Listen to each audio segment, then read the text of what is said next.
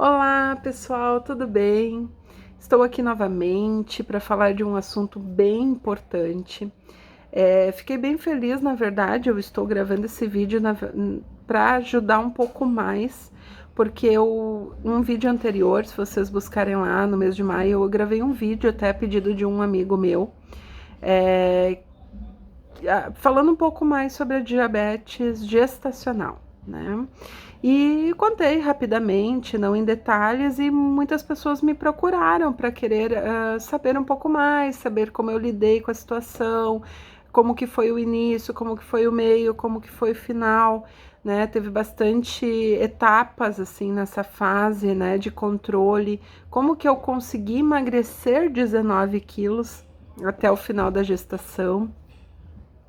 Enfim, a gente sabe que não é fácil, a gente sabe que existem preocupações em torno disso, e eu resolvi poder ajudar um pouco mais e relatar e quem sabe passar uma mensagem de coragem, né, para as mamães que precisam enfrentar isso, ou até mesmo não só as mamães, não só na gestação, né? Eu acho que esse controle ele serve para todos e é um controle que não precisa de remédio, enfim, né? Basta se cuidar realmente um pouco mais na alimentação. Não é fácil, obviamente que não. Desprende de muito esforço nosso, né? Em querer estar melhor de saúde, em querer algo melhor.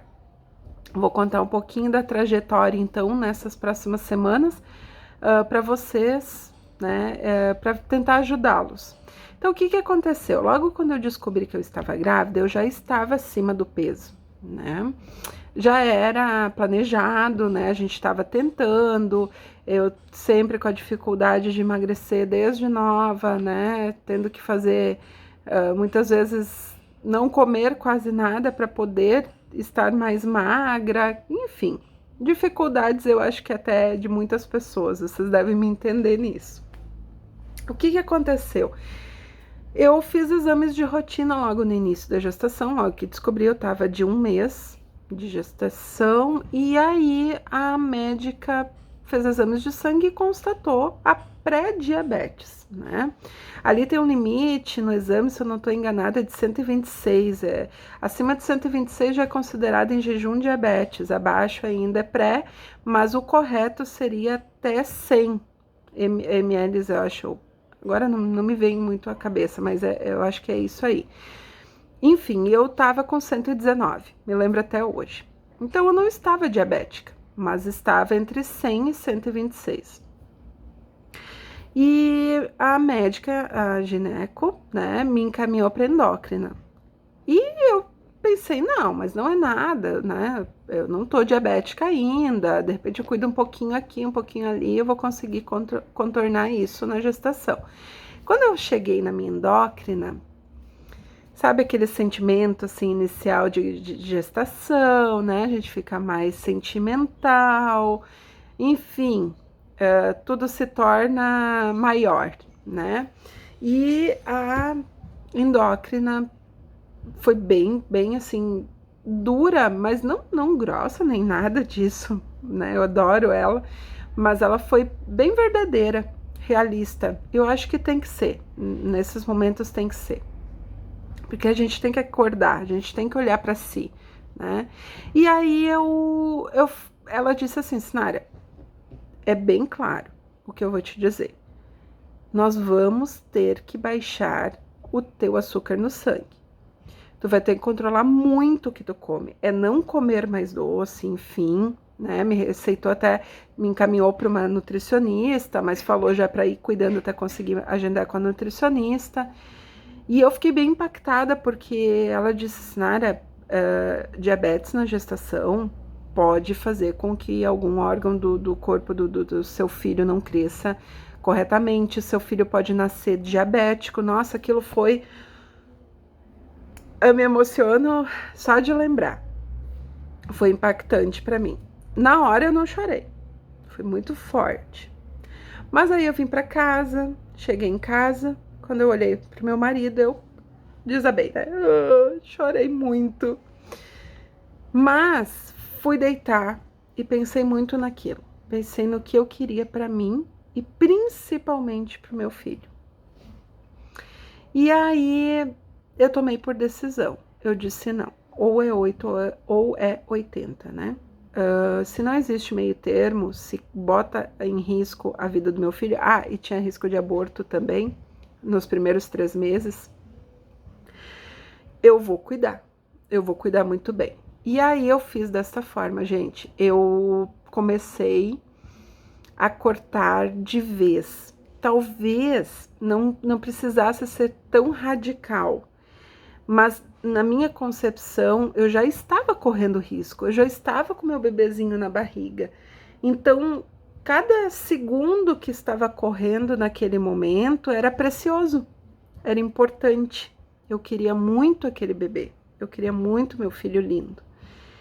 E aí, com saúde, né, enfim, e aí eu digo, não, peraí, vou começar a cuidar.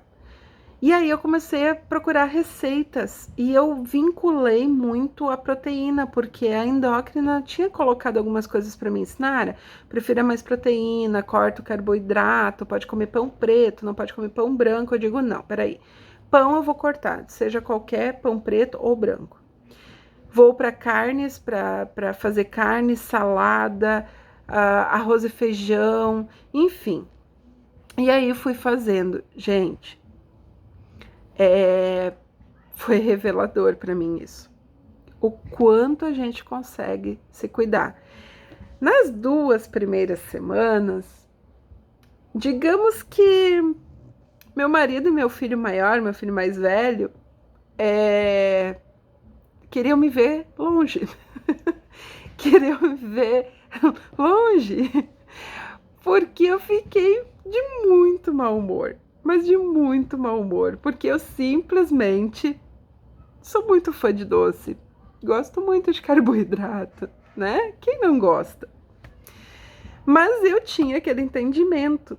E meu marido me ajudou muito, meu filho também. Enfim, chegou até relatos de uma mãe desesperada aqui. Chegou um dia que eu cheguei do trabalho, eu tinha tanta fome, tanta vontade de comer, ainda mais na gestação, né? Mamães sabem aí que dá às vezes uma vontadezinha de comer algo especial e normalmente é aquilo que a gente não pode comer, enfim.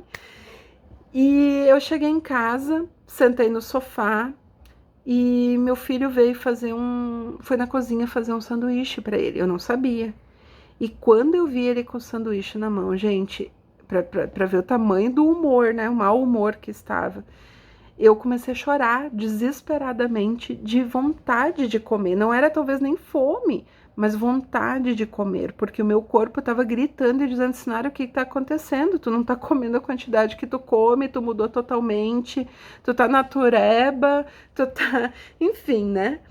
E aí, meu filho, então, eu disse, pelo amor de Deus, vai comer no quarto. Eu fiz isso, gente. Isso me impactou muito.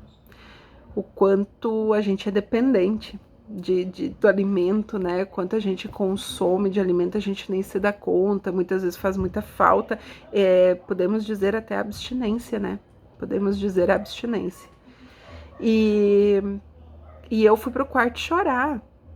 E aí meu marido veio e disse, eu faço pra ti. Eu digo, não, pelo meu bebê não. Eu fui bem radical. Resultado disso, no primeiro mês seguinte, né, que correu, já estava de 1 mês de gestação, eu consegui marcar nutricionista só para o próximo mês. Então, quando eu fechei o 2º mês de gestação, eu já havia perdido 4,5 kg.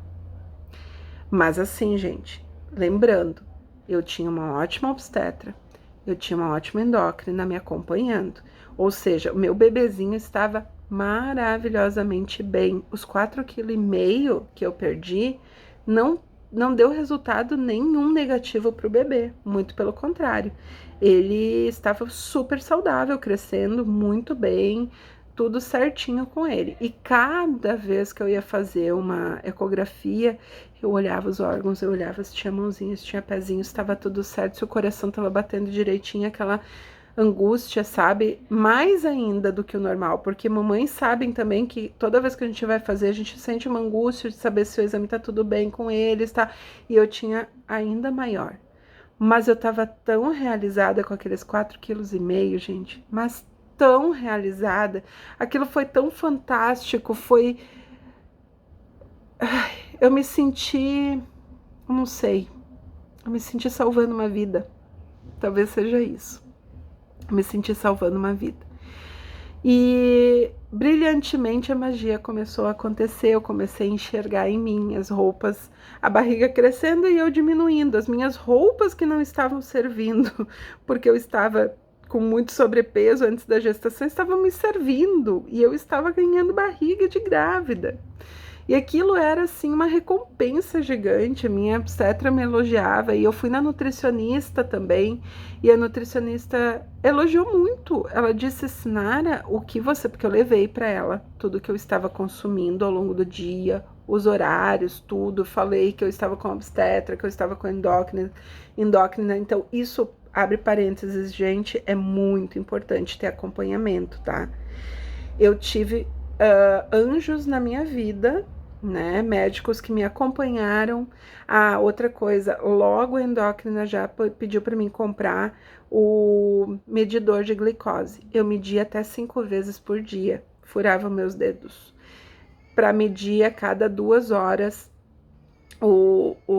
a minha glicose, 2 horas após comer. Isso eu posso contar depois também, até pra gente não se estender, porque a história é longa. Eu contei agora o início, né, da minha gestação, o quanto foi realizador, e eu vou gravar um outro vídeo daqui uns dias, gente, quando eu tiver tempo de encaixar, porque eu trabalho, eu sou mãe de 2, enfim, mas eu vou colocar aqui o passo a passo de como eu conquistei isso, como eu consegui chegar lá, tá certo? Meu bebezinho acordou, um beijo no coração de vocês. Mamãe, se quiserem, se for do coração de vocês, quiserem me seguir para assistir os próximos que eu vou postando, fiquem muito à vontade. Não estou ganhando nada com isso, a não ser que eu faça algo por vocês e para vocês, porque isso é o meu interesse, a empatia com vocês, entender o sentimento que vocês têm, porque eu vivenciei. Eu acho que é a partir das nossas experiências de vida que a gente ajuda o próximo, né? Que a gente pode daqui a pouco dar uma palavra de alento ou mesmo dar uma dica, um conselho para seguir aquilo desta forma que funcione no final como funcionou para mim, tá certo? Beijo, até a próxima. Tchau, tchau.